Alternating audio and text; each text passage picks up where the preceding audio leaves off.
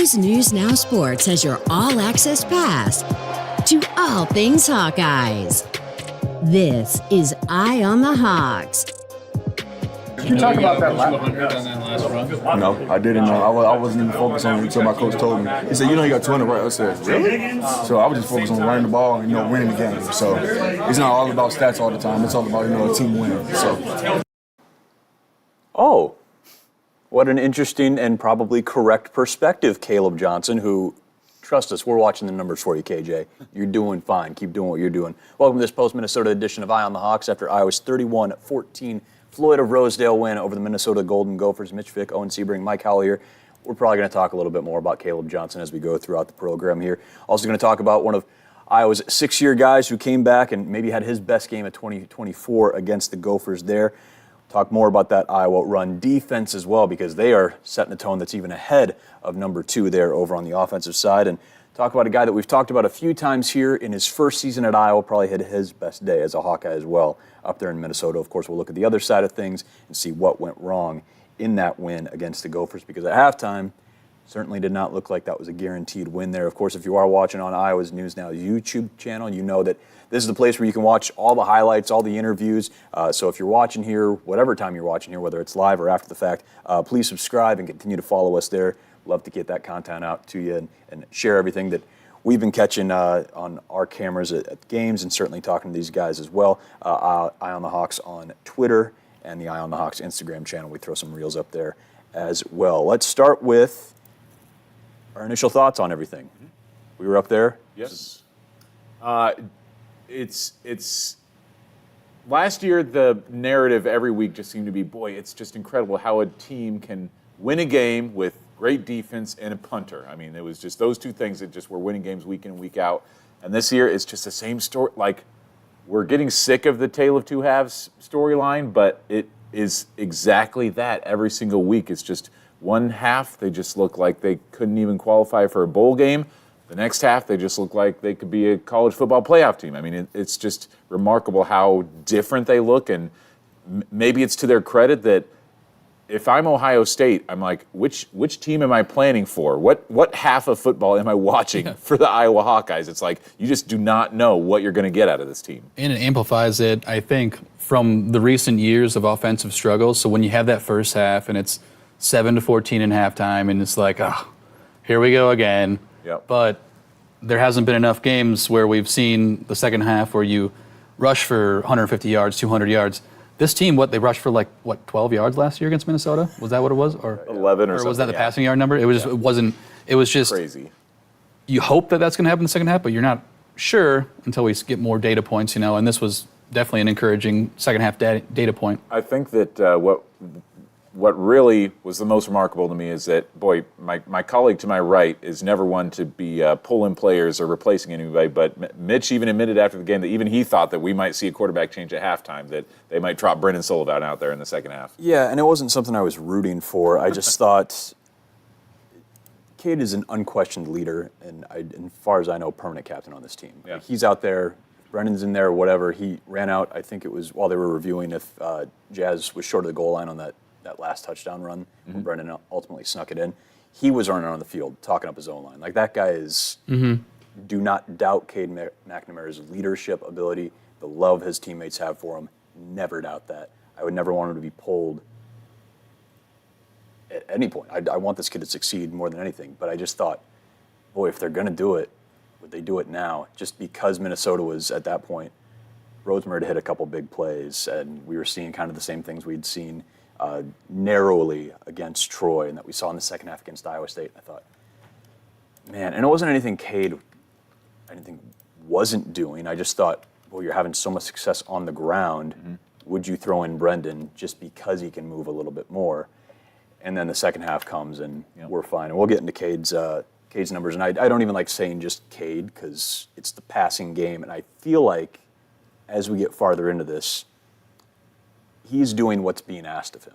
I think the passing game is the backseat. The rushing attack is what's taking this thing here. So that's where I was a little bit at halftime wondering. But I think this offense is doing exactly what it's designed to do, which is run the crap out of the ball and just be efficient on the passing side. Not as efficient as we saw against Troy, but I didn't think he did anything hasn't thrown a pick in 2 games. Yeah. He's thrown the couple and the really bad one against Iowa State. He's protected the ball, and I think that's all they're asking this passing game to do is, hey, protect it, move it when you can. Otherwise, we got KJ and the offensive line can do stuff for us.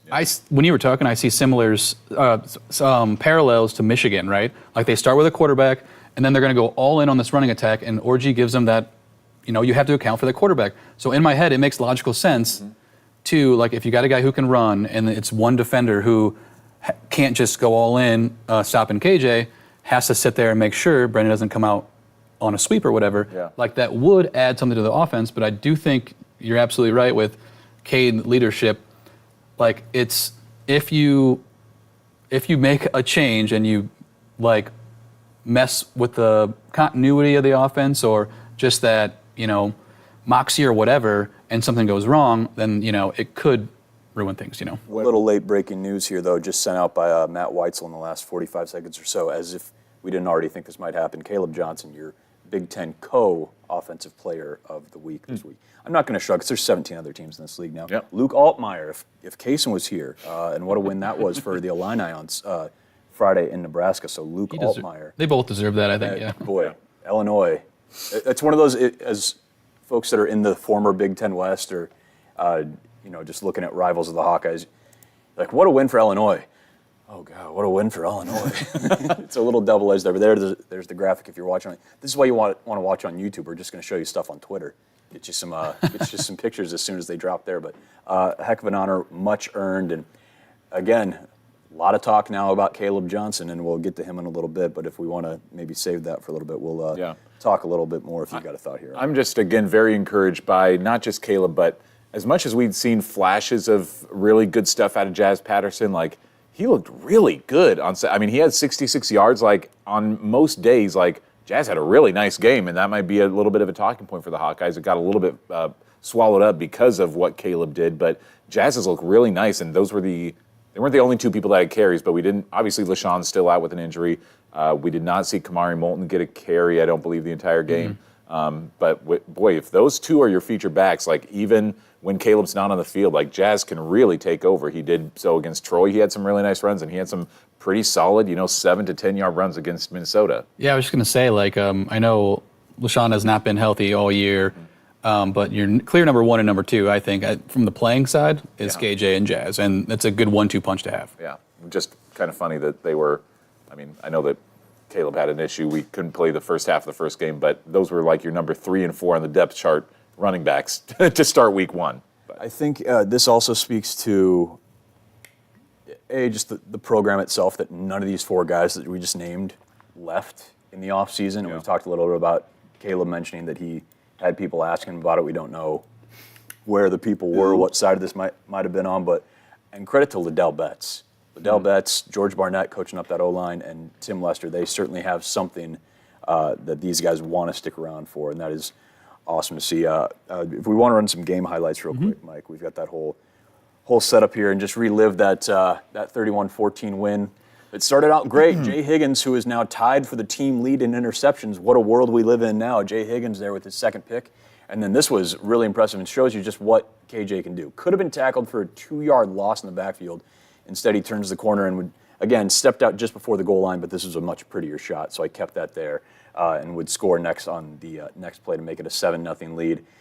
We'll skip the Gopher touchdowns and all that. We'll talk about what went wrong here in a little bit. But again, what didn't go wrong was Kaleb Johnson. Just continued to flex on the Gophers and just looked about as good as you could ever want a running back to look. Got some help there from Cade McNamara on that second touchdown run.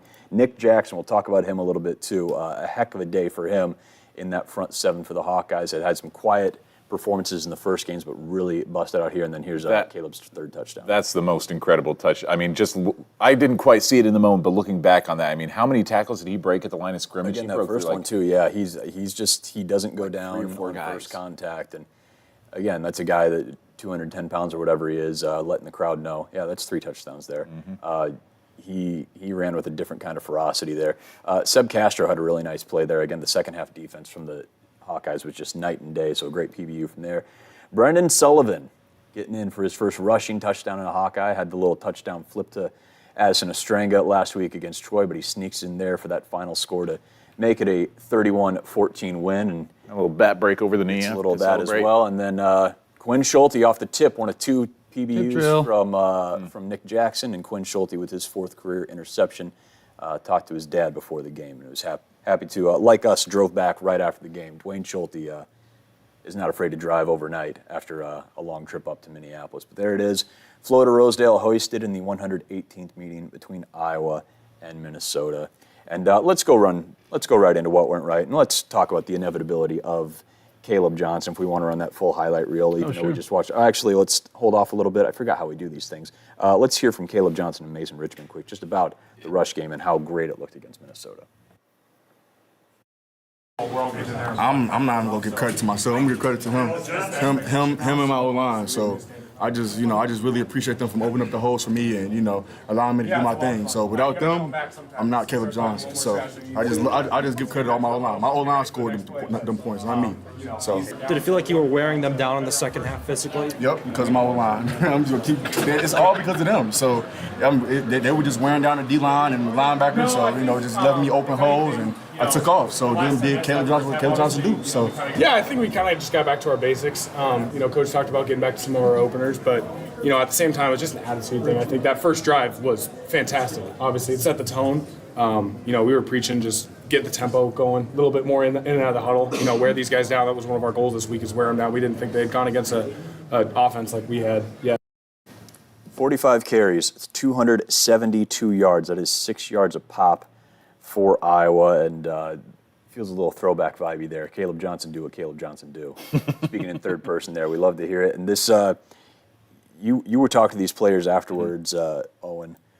They said this was kind of the game plan. I feel like they didn't blink at 14-7 just because they, to Mike's credit, talking about Michigan and what Michigan does, the parallel that kept getting drawn, particularly by, again, I'm a Joel Klatt guy, he called Michigan last year a boa constrictor, that they're playing in the first half for the second half. We're going to play a style and an approach and a philosophy that you're going to get sick and tired and beat down of come the third and fourth quarter, and it felt like that's what Iowa did, and they've done it the last couple of games. Yeah, Cade McNamara, he talked about being a little bit pissed off at halftime, that the team was kind of pissed off, but overall I think that some of the guys just mentioned that they weren't all that concerned. They were like, especially, we talk about maybe some frustration on that last drive before halftime where you're like, why not throw the ball down the field, try to get to field goal range or something, and they just had those 2 long runs by Kaleb, like literally just on the last couple plays before halftime.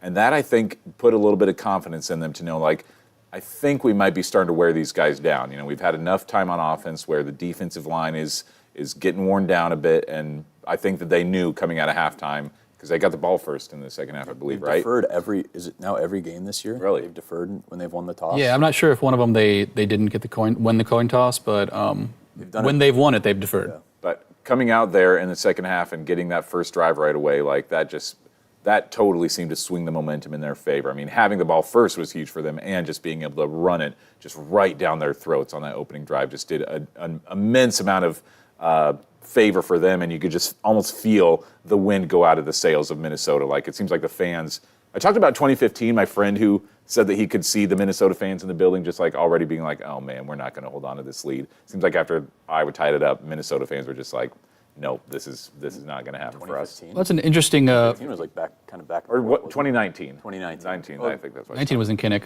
19 was in Kinnick. That was Right. Came down to the final play though too. Yeah. You have to look at that up. I don't know. I'm sure. I know too much about this rivalry. It's interesting you say that they might got a little confidence in those last 2 plays, because I know after that one big run, it's like, okay, you just need 20 yards, maybe kick a field goal, right? Try and do something. And then he ran off, and the safeties were back. But up until that point in that second quarter, they had -1 yard, or it was either 1 or -1 yards rushing, Iowa did, in that quarter until those 2 plays. Yeah. They put it on the screen on the broadcast. So it's like, I don't know, go back and chart every offensive drive there if they just got away from that. I know they weren't doing what they wanted to do, and they came out that third quarter and they just ran all over Minnesota. But if that's the case, then you look at it, and when you're in the moment, you're like, come on, throw the ball downfield, maybe get a pass interference, kick a field goal. You like your kicker a lot, Yeah. but at the end of the day, he had like a 30-yard run because Minnesota wasn't going to get beat deep, Yeah. But that would be interesting to see if they actually were like, all right, we can do this, let's do this, and come out and actually do it in the first drive. It seemed like, that gave just honestly, me watching the game, I was like, okay, like those are some nice runs by Kaleb. We haven't quite seen that today, short of that run where he stepped out of bounds. But I really feel like that might have changed the momentum a little bit, being able to get a couple of long runs under their belt, kind of see like, all right, now we, I think, have control of this the line of scrimmage. It is important to point out that that rushing yardage in the second quarter was immensely adversely affected by a 13-yard sack that Cade went down on. Cody Lindenberg, who did not play against Iowa last year, in Iowa City, was a heck of a force and one of the better linebackers in the Big Ten. So even more impressive tip of the cap to Iowa for going up against, again, a rush defense that was very, very, very good and coming off back-to-back shutouts for the first time in something like 60 years for the program. But again, we'll just keep watching these Kaleb Johnson highlights because they are a thing of beauty. And again, we start talking about now, as if we hadn't already a little bit last week, Sean Green and the pace he's on. And is he going to get it? This is more about not just him being the best running back in the Big Ten or college football, and there's still some arguments. It's 4 weeks in, but should Kaleb Johnson pack his bags for New York? Are we talking about something that Sean didn't get in 08? And that's an invite to the Heisman ceremony. And it's still early, but boy, he's on pace for 2,000 plus and 27 touchdowns, guys. Those are Derrick Henry Heisman numbers. Not to draw that parallel too, but I'm just saying that's the pace we're on, and there's 8 games left, but there's something special happening. You know, there was some chatter on Twitter during the game, and I think part of it's tongue in cheek because I think people realize the Heisman, you have to be one of the best players on one of the best teams. It is not just you, yeah. Right? And so, I looked. We talked about this, and I looked up the stats of the last 3 running backs. So there hasn't been a running back that won it in almost 10 years. Derrick Henry was the last in 2015. Mark Ingram in 2009. All these 3 teams played for a national title. 2 Bama teams won it. Reggie Bush was the third to last in 2005. And he's outpacing them right now on touchdowns and yards. There's a graphic on YouTube right now, almost 700 yards rushing. Now, Derrick Henry only had 422, but he did have Kenyon Drake on the team. Mark Ingram only had 347 at the time. He also had, oh my God, I'm blanking on his name now. He had another impressive running back. Trent Richardson's freshman year was that year. Oh, wow. And then Reggie Bush had Lendell White. Yep. So they ended up with only one of them, Derrick Henry, over 2,000 yards. And I think I charted it out. If he's doing his average, if he gets that 173 or whatever, how many yards rushing he's got per game, it's going to be like a little under 2,100 yards, which is under Derrick Henry. But, if he gets to that, you got to think Iowa wins a lot of the games that they're in. Yeah. I mean, to get him, let's cool it in terms of saying winning the Heisman, because that's still a long way off. Yeah. But I do think in terms of being an invite to the ceremony, I think that as long as they are in contention, maybe a top 20 team, possibly CFP team, I think that's a definite likelihood that he'd at least be invited to the ceremony. I think a lot more people still, I don't think enough people are talking about Kaleb Johnson. I mean, he still hasn't gotten a helmet sticker from college football final. I'm like, bro, just ran for 206 yards, 3 touchdowns. And that's the important thing, right? Helmet stickers. But I'm like, what do you guys got to do to give this guy some recognition? I still feel like he's a little bit flying under the radar. People are not giving him enough credit for what he's done through 4 games. I think it's maybe even more incredible that he's had 4 games of 100-plus yard halves. That is really hard to do, to have just one half of football where you're running for 100 yards, and he's done it in 4 games so far. And to be clear, I'm not predicting that he's going to be in New York at the end of the day, but right now, we're just looking at the stats right now, and there's a long Big Ten season that he's going to have to perform. But at this point, it's barring an injury, this offense has to run through him, right? So he's going to get the opportunity. I think that if he could put up 150 yards on Ohio State, I think that would really start to catapult him towards the top of those. That'd be a Heisman moment. That would be huge. Even if Iowa doesn't win that game, if he's able to put some yards on the Buckeyes defense, that would really be saying something. Certainly would be, and again, we'll get to a little bit more about the offensive line and their performance. I guess we've already kind of done that right there, but the last 2 games, they've run 45 times, the last 2 games apiece, so that's 90 rushes total, 556 yards. That is almost 6.2 yards a carry. You wonder why they might not be passing it a whole lot, because they're doing that. They're the 11th ranked rushing offense in the country right now. They've been really outstanding. I've got some names I want to throw at you guys. Tavian Banks, Marcus Coker, Cedric Shaw, and Sean Green. The things that those 4 running backs have in common is that they were Iowa running backs who had 2 200-plus yard games in their Hawkeye careers. No Hawkeye running back has had 3 games of 200-plus yard games in their career. Kaleb Johnson joined that list because he had a 200-yard game against Purdue in 2022. So if he gets one more, he would be the first running back in Iowa history with 3 200-plus yard games. That's impressive. Yeah, and then they've got opportunities coming up. It's certainly a bye week to heal up and everything. It was fantastic to see this defense lock in the second half and get things going and play like the defense that we've seen before. Again, a couple hiccups again. One I still don't think was a catch. I was right there, foot bobbled. I don't know. Whatever. It wasn't. I can't believe. I know they said. I watched it like 10 times, and they kept showing it in slow motion. And the only way it's a catch is if it's in slow motion because it looks longer than a half second that he pinned it. Mm-hmm. And then he just. I mean. I don't know what a catch is anymore. You know, I get mixed up between the rule book and the NFL, but I can't believe they didn't overturn that. But yeah. We'll talk about that and what went wrong.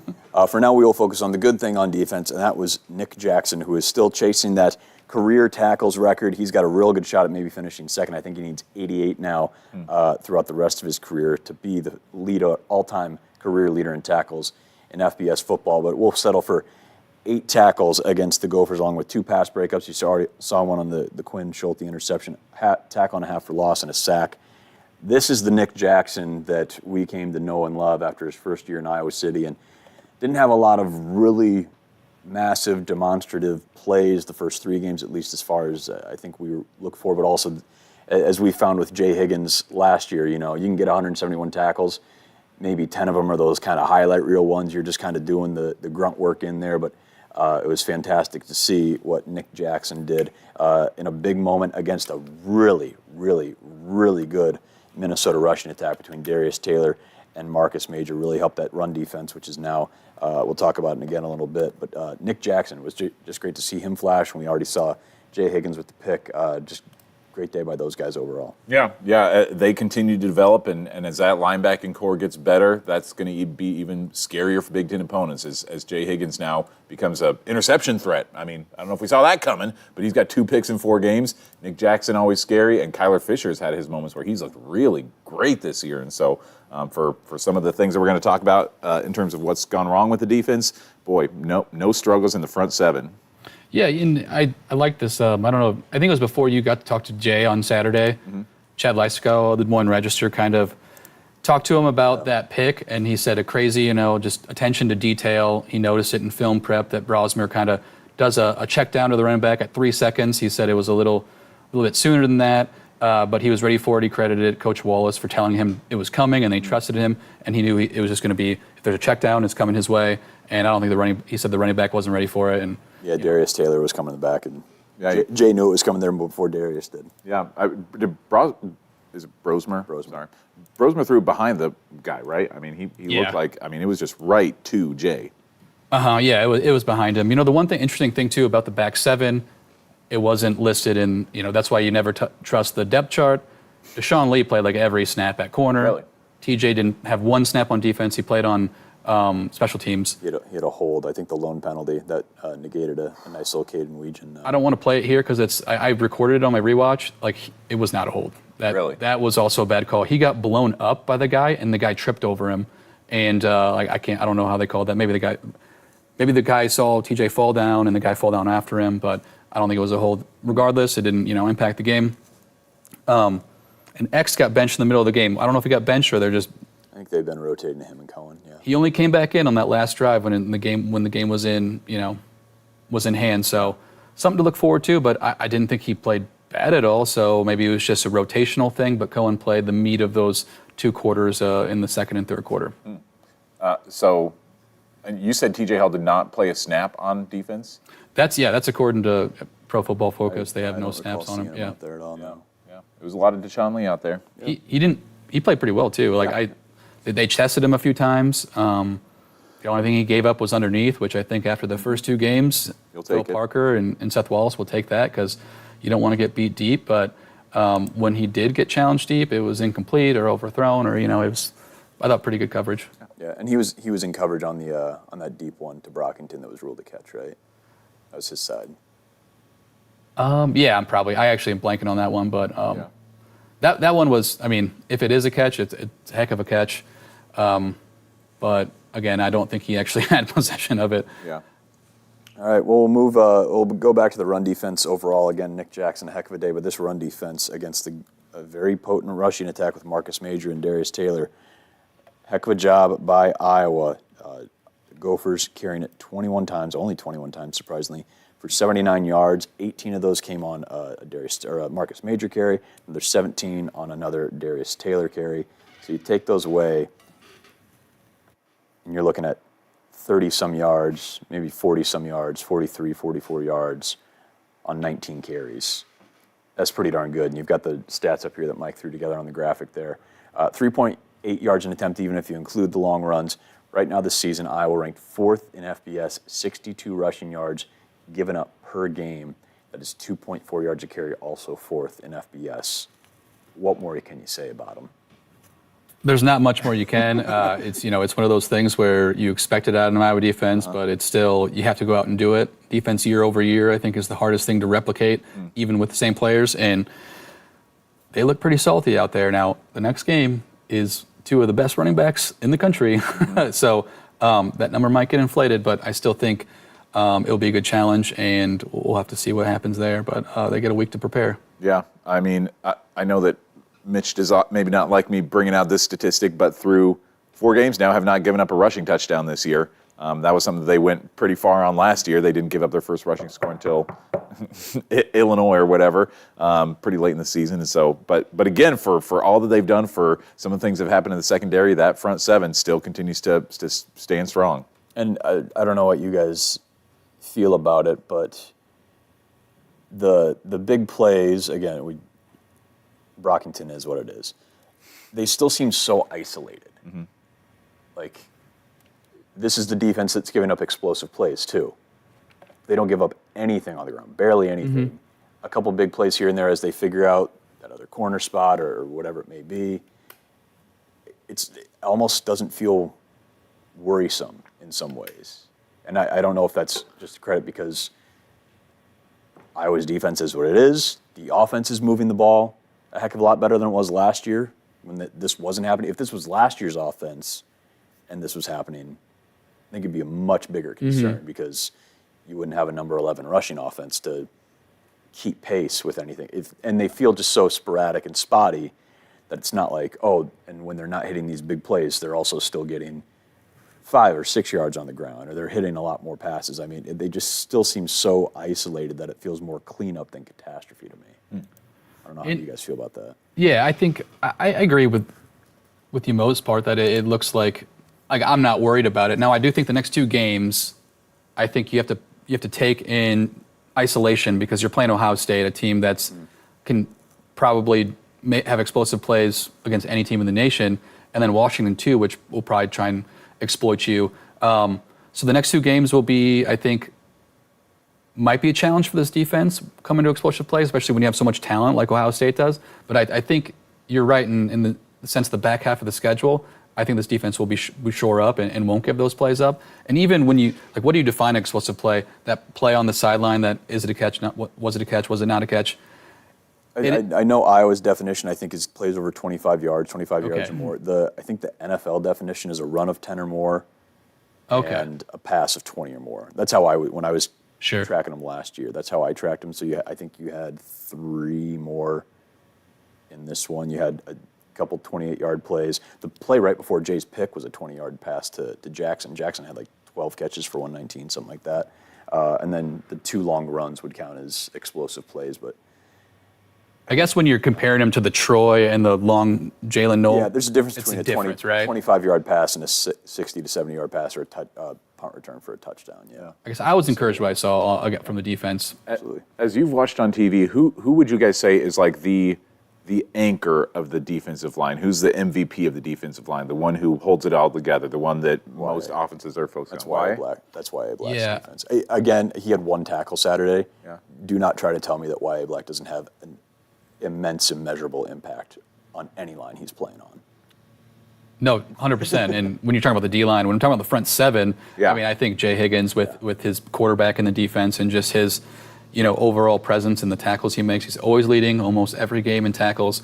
That's who you notice, but I think the hidden plays that Y.A. Black makes is kind of, I don't want to say it's a disservice because the average fan won't see how well he's playing, but he is pretty good. It's the punishment of playing guard and center on offense and tackle on defense, is that you're not going to get a lot of sexy numbers. You're not going to be praised as, guarding the blind side if you're a left tackle or a right tackle for a left-handed quarterback. And you're going to get edge rushers are going to get all the praise in the world. Playing right there in the trench of the trenches is not a rewarding endeavor for a lot of guys because you're not going to get crazy numbers. You're not going to get a lot of notice and praise from fan bases or people that are just watching games to watch them. But boy, Iowa's real fortunate to have the guys they do playing the spots they are, offense or defense. But yeah, Y.A. and Aaron Graves. Again, Aaron Graves, these guys can go off and have huge games. We saw Y.A. in Wisconsin, saw Graves against Illinois State. These guys bide their time, and they might not have massive cumulative numbers at the end of the year. They'll pop off for a game or two where they remind you, yeah, we're still here. We've been doing the job. Just so happened to show up on a stat sheet today. Yeah, I think you got a staple of pass rushers too that not one stands out like, back in the day when you had Matt Roth or like Adrian Claiborne, but they all work hard. They all get to the quarterback. I think they had by my count, and this is unofficial, but 6 or 7 quarterback hurries, which I think is pretty good, especially. Craig had a really nice one. Yeah. So that defensive line, I think, as a whole, is pretty good.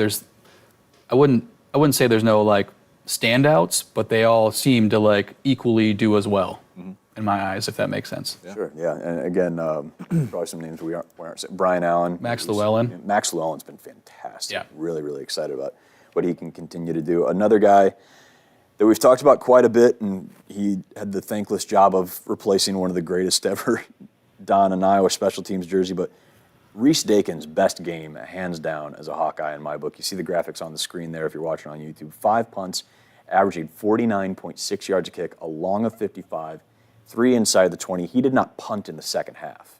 And I think his shortest punt of the day was maybe 44, 45. Far cry from the 33-yarder that was flat that got returned for a touchdown against Troy, or the 37, 38-yarders that didn't quite pin the Cyclones back. He was outstanding. And for a young kid playing his 4th ever game, the first one away from home, from his home field, he's already way away from home just playing this sport for Iowa. He was absolutely fantastic, especially in that first quarter when they really needed to try to stop the bleeding a little bit as Minnesota was building momentum. And then, didn't have to see the field in the second half. And tell me if you guys remember this last year. I don't know if one comes to mind right away, but Reese did punt in the second half, but after he punted it, he got a roughing the punter call, and so it got brought back. Yeah. And so it was again, valuable play by him to. I didn't see what exactly happened, but to be, sometimes that involves a little bit of acting on the part of the punter to. Guy ran into him. It was. I think it was a good call. I still think there should be a running in and roughing. Yeah. And I don't know which one that would have been if that was the case, but because he did fall down, and he was a little bit late. So, but no, it was. I wouldn't say there's much acting to it. He got hit. Yeah. But I mean, he got up and he was, he flexed. Sure, he was pumped about it. He loved being able to draw a penalty like that. Which again, so the punt doesn't show up in the stat sheet because they got the ball right back on a first down, and then he didn't see the field again. But that was about as good as you want. I think I brought up Torrey just because I didn't remember if he ever drew a roughing the kicker penalty. At least last season, I don't remember that happening. I'm not sure. I don't remember one because that would have been huge, for that Iowa offense. Yeah, first down. Let's go. Make it happen. Yeah, maybe a little bit. Not that he needed it, but a little rite of passage for Reese taking a hit and helping get the first down there however you can. Here's a scenario: if he would have, this is totally I don't even know what I say, but if Taylor would have got fouled on a roughing the passer and he punts it at the 1, do you decline it? Yeah. Get a safety? I don't know. Maybe that's a good question. Yeah. All right. Well, what went wrong? We've talked about this quite a bit. More explosive plays allowed in the first half as Minnesota was going in for scores. Big part of why they had that 14-7 lead at halftime. Talked about it a little bit already, though, but they're a pattern, but they're so infrequent. How do we feel about these big plays as you get ready for a bye week to hopefully clean things up? And then, again, you go into what we said from the get-go is going to be the toughest game of the year next week at Columbus. I think Iowa fans have been lucky recently at the defense. Like, big plays are going to happen to any defense, no matter if you're the top-rated defense, if you're the Alabamas, you're the Tennessees and Oklahomas, whatever. Like, it's just going to happen. You're not going to stop every offense. That Troy receiver had he went off again against Florida A&M. Really? This past. I wouldn't be surprised if three Devontae touchdowns. Ross continues to go off people. The rest He had a of nuts the year. game, and sometimes you have players like that can bust one. The important part is can you stop them when they get in the red zone? Now, in the first half, Minnesota does score a couple touchdowns once they get down there, but they didn't get close in the second half. So, that's encouraging for the Iowa defense. And that first touchdown set up by, promise not to talk about it again after this, that Brockington call, that's a 30-yard play that completely changes the outlook of that entire drive. Yeah. And that's what those Third big down. plays can do, and on a third down, no less. Heck of a call and a heck of a throw by Brosmer's just. It was, yes. Yeah. I didn't think he pinned it, but that's what the ref said. And I'll go off tangent too. Like the NBC rules analyst, every call, he's like, oh, that's a clear, classic right call by the official, no matter what. There's one against Iowa too that he said that, and I'm like, I'm not so sure that was the right call, but. I don't know. If Iowa loses that game, I think Reagan would be printing a lot more shirts from that Brockington. It wasn't a catch. I do think that, first off, it seems like the secondary especially is really starting to at least figure things out. Like we talked about, Deshaun Lee getting a lot more playing time than TJ Hall out there. It seems like these first 4 games have allowed them to at least move some pieces around to see what finds the best chemistry out there, who's going to maybe prevent those big plays from happening. So as you go into that Ohio State game, hopefully that secondary chemistry, the pieces are falling into place where you kind of know, okay, these are the guys that we need to have out there and who can potentially prevent some of those big plays that a team like the Buckeyes can bring against you. What I at least can appreciate about this game is that it seems like even going into the year, whenever they play a team like Ohio State, the fan base's expectations are pretty low, right? When you're playing a top 5 Ohio State team, that you're like, boy, if we win this game, that's great. But you're kind of expecting this to be the game on your schedule, like, boy, we might be lucky if that's a W. Am I at least safe in saying that Ohio State's maybe the one game where you think ahead of time, like, this one could be a pretty big challenge on our schedule? I do think that's probably the case for 135 of the 100, every team when they see Ohio State, there's probably 7 or 8 programs that are like, We can do it. We can pull this off. Yeah, they're going to be underdogs. I would say they're probably 2-score underdogs going into Columbus whenever that line comes out. I don't think this will be a 54-10 like it was 2 years ago. It's a different team, and it'll be the toughest game of the year, hands down. Yeah. And we said that back when this schedule first came out, for Certainly. Yeah, I think most of the fan base chalks that up as a loss, and I think most people think they're 3-2. Now, I think with Ohio State, and remember Urban Meyer called them the most talented college football roster of all time before the season started. What does it look like, I think there's levels to that. I'm not saying that I'm rooting for a moral victory. Obviously, when you're going into the game, you're going to try and win the game in a tough spot.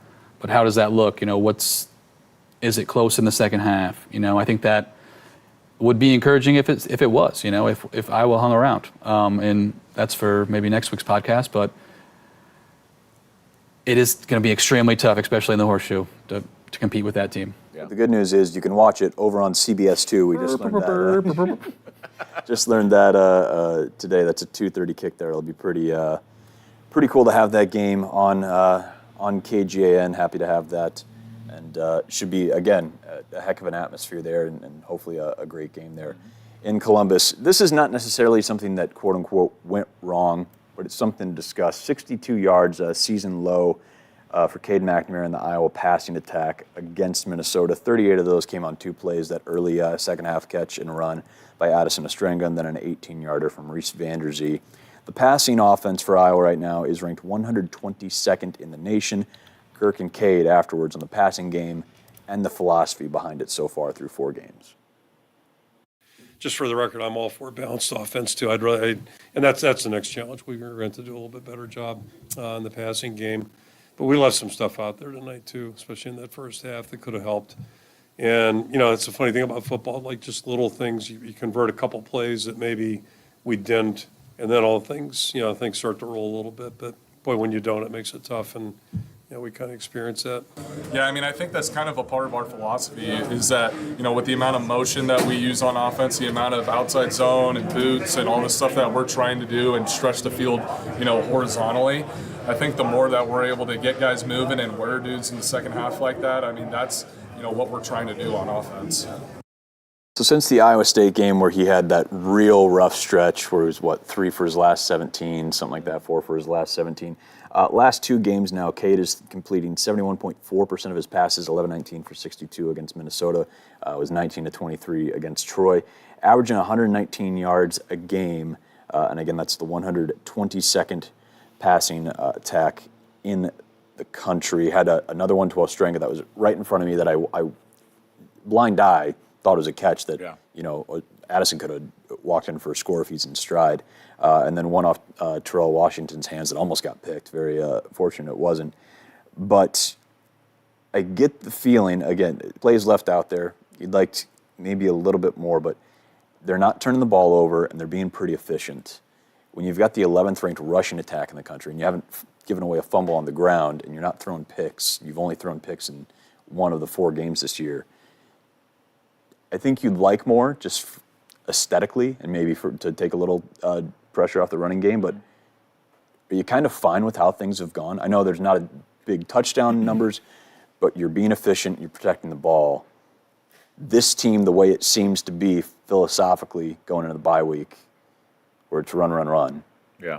kind of feels like you're all right. Yeah, and especially on Saturday, it's like there was just, I think they maybe could have thrown the ball a little bit more and maybe would have in certain scenarios, but it's like when Kaleb is picking up, 7, 8, 12, 15, 40 yards on every carry, it's like, why would we do anything else? Like every time Kaleb touches a ball, and to a certain extent, in the second half, Jazz touches the ball, something magical happens. So like, why would we even bother messing with this when it's going so well every single time we do it? So I think that they could have maybe, if it was a tighter game in the fourth quarter, if Kaleb was getting shut down a little bit more in the second half, they would have thrown the ball more. Cade could have gotten up to 150 yards maybe, but they just had no need to, and especially in the fourth quarter, we're just taking the air out of the bowl for most of the second half. Yeah, it's tough when you're running that well, at least in the second half. In the second quarter, I was a little concerned, especially because Minnesota was missing a starting corner and starting strong safety and didn't really attack those, spots. Yeah. There was, I think I counted like 6 or 7 just tight end flat routes, and I think they're all checkdowns, unless you're doing the boot action waggle stuff where, you're just trying to get the player in space and get 5 yards. On the soundbite that Cade had, they're trying to, their offensive routes, he said they're, when you get guys moving horizontally, I still would like to see vertical stuff, and maybe we'll see that down the road when this team, they still got a lot of the season left. We're only a third in, so we got 2/3 left. I think at some point he'll have to do that to win a game. It wasn't Minnesota because they're running the ball, but when you run like that, you're sitting there and you're like, just feed them the rock, keep going, right? Keep making them stop. And I do think defenses will eventually, and Gophers were doing this for a portion of the game, like bringing guys, run blitzing and then blitzing Cade to be like, hey, get the ball out quick so you can't sit and throw it deep, which is concerning. I think a lot of that's going to be, the book on the defense, just send 7, 8 guys, and if Cade beats you, then tip of the hat. We'll have to see if Iowa's in a position where we need him to do that at some point in the season. I think there is, to that, right now, Caden Weeds is your fastest wide receiver out there. Caleb Brown, I don't believe, didn't have a catch against Minnesota. He had 1 snap and 1 target. Seth Anderson hasn't been healthy yet, so those 2 are probably 2 of your 3 fastest guys out there that haven't played a whole heck of a lot. Seth hasn't played all year, has been hurt, and maybe he'll be available against Ohio State. But let's start with Caleb, since again his own expectation when we talked to him in July was, I want a 1,000-yard season. Unless he absolutely goes bonkers in the last 8 games, he's not going to sniff 500 yards, let alone 1,000.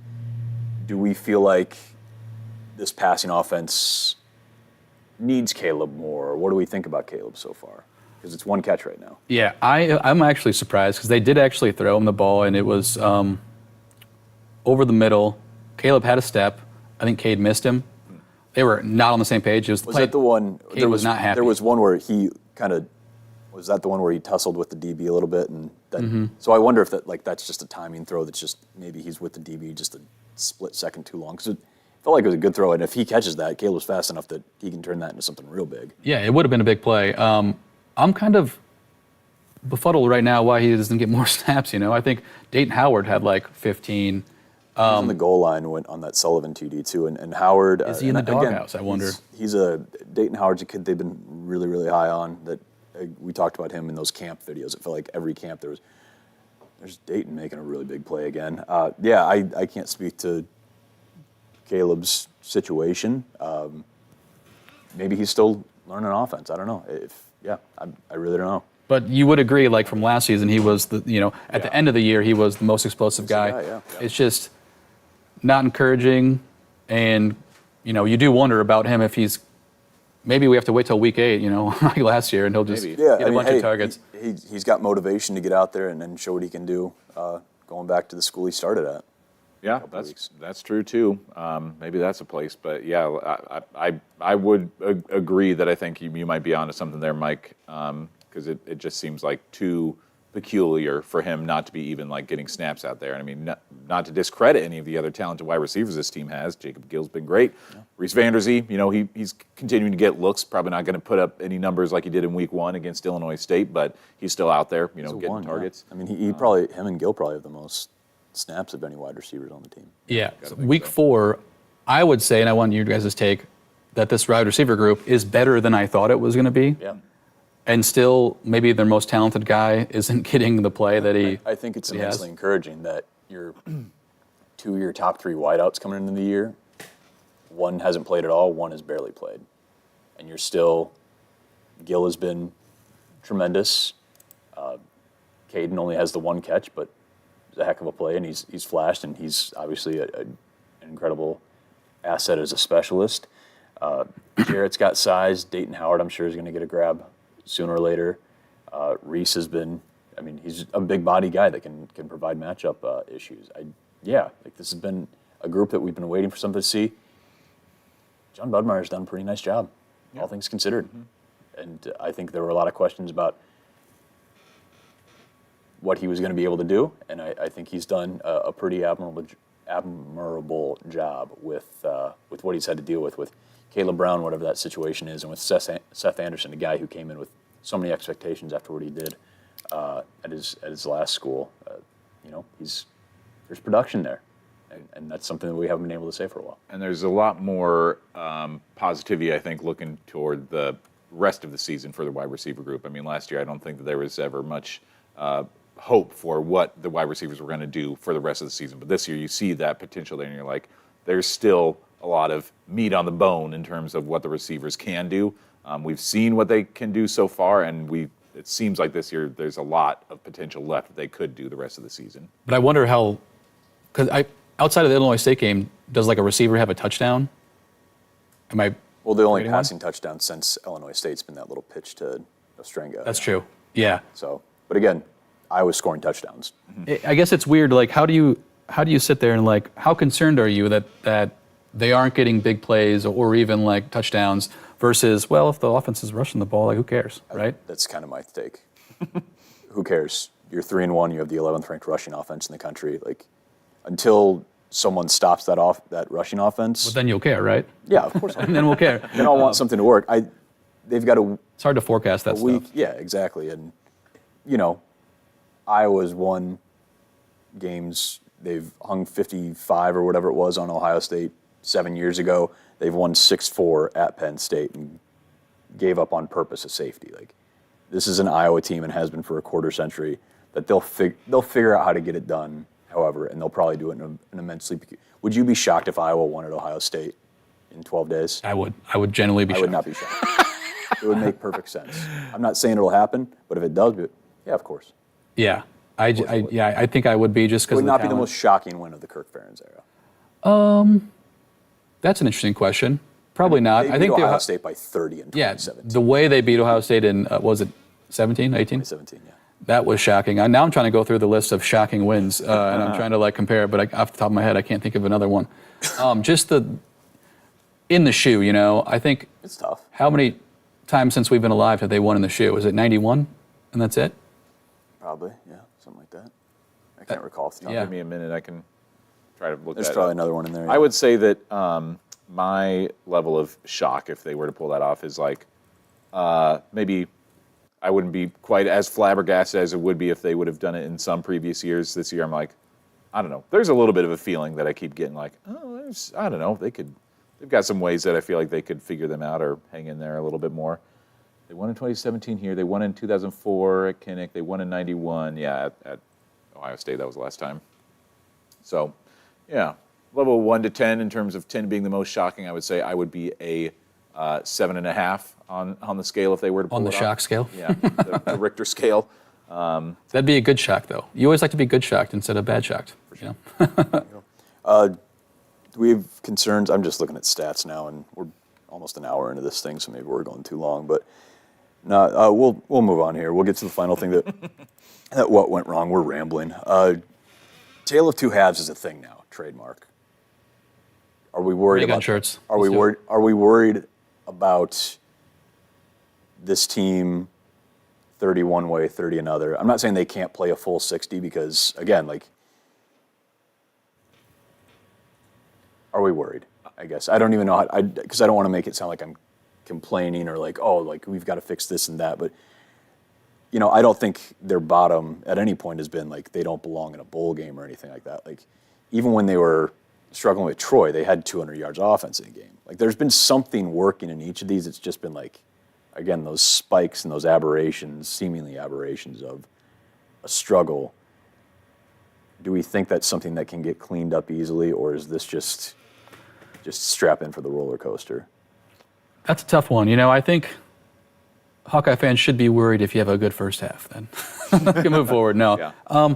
you know, I think it's concerning that it's going to trend. You know, that they can't put two halves together. Although in the first, you know, Iowa did score first. They came down, had a nice drive.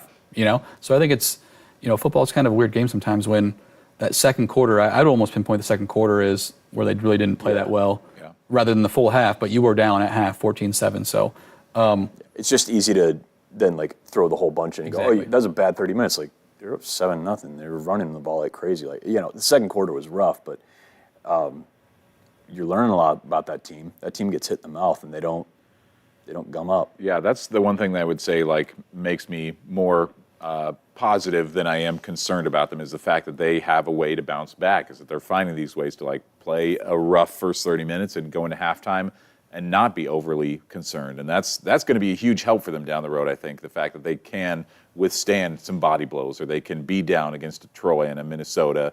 And, you know, not to say that if they're down at Ohio State, that's going to be a lot more uphill climb in the second half, but that they can trail in these games and they still have the intestinal fortitude to come back and put some together in the second half that they're not going to throw in the towel. Not that we ever accuse a Kirk Ferentz coach team of throwing in the towel, but they have the ability to go out there and just look like a totally different team. I mean, you go from 14-7 to 31-14, make it look like it wasn't even competitive. I mean, it's just a complete turnaround. And so, I mean, I was a doomsday prophesier towards the end of that first half too, where I was even thinking like, okay, I think we have seen what Iowa football is made of, and this team is like struggling hard. And then in the second half, I'm like, okay, I guess we're back.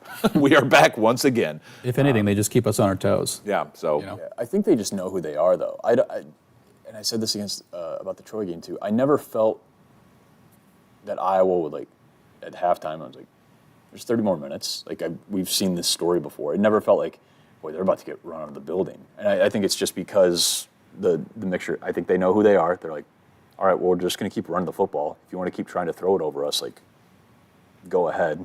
Because, again, those plays, they're shocking to see, the bad kind of shock. But they've still been far between what has been one of the best defenses in the country when you take those plays out.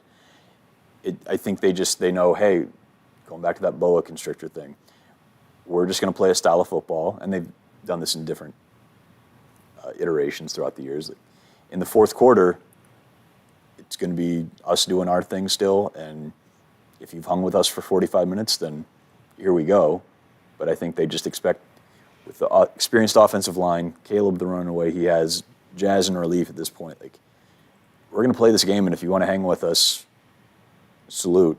Let's go do it. I feel like that's why, even if they are mad about just, the bumps of the first half, that they're in the locker room like, cool. We're getting to them. Yeah, we've got another 30. Can you play another 30 like this? And I think their belief system is there aren't a lot of teams out there, a lot of teams left on the schedule that can do what we do for 60 minutes. The one thing I would be concerned about is, and you mentioned the schedule, you don't have the Penn States, the Oregons, the topper, the USCs, the top half of the Big Ten.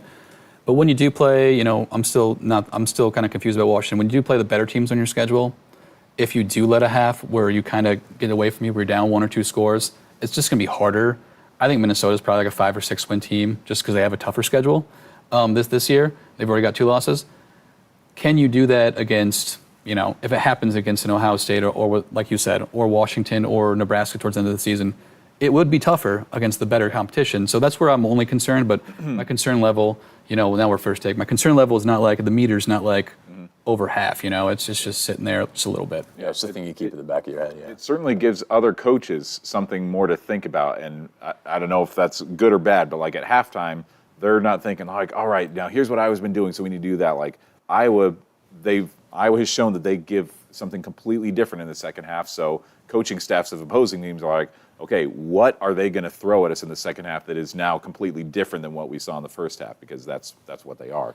So they're a hard team to plan for, I think, this year, much more than previous seasons. It'll be interesting to have conversations tomorrow. Tuesday at 12:45, Tim Lester, Phil Parker, and LeVar Woods will all be available to the media. First time we've got to talk to them since Media Day back in August, so it'll be interesting to hear what's asked of them and their takes on everything. I'm sure a lot of stuff that we just talked about, certainly on offense, will be asked of Coach Lester, and I'm sure Phil will have some insight into things. And again, LeVar Woods can talk up Reese Dakin and what we've seen from him. And again, Drew Stevens, another field goal. He'll all his extra points. He has been fantastic. Great. And again, in one of these close games that they're going to have sooner or later, it's inevitable, Drew Stevens is going to have an opportunity to do something cool, and he's been one of the best stories on the team so far. I mean, even his field goal on Saturday, I believe that was the one that made it a 2-score game, right? They were up 7. 24-14. Yep. So it's like big field goal. That was a very important moment in the game where he came out and hit a 46-yarder. Is that what it was? It was 43, something like that. Maybe it was 40s. I mean, Yeah, but the way he's hitting these, like, that's good from 60. He's booming those. I was talking with some of the video crew from Iowa, and you're like, some of these kicks are still going up when they go through the uprights. He has just been. Yeah. He's.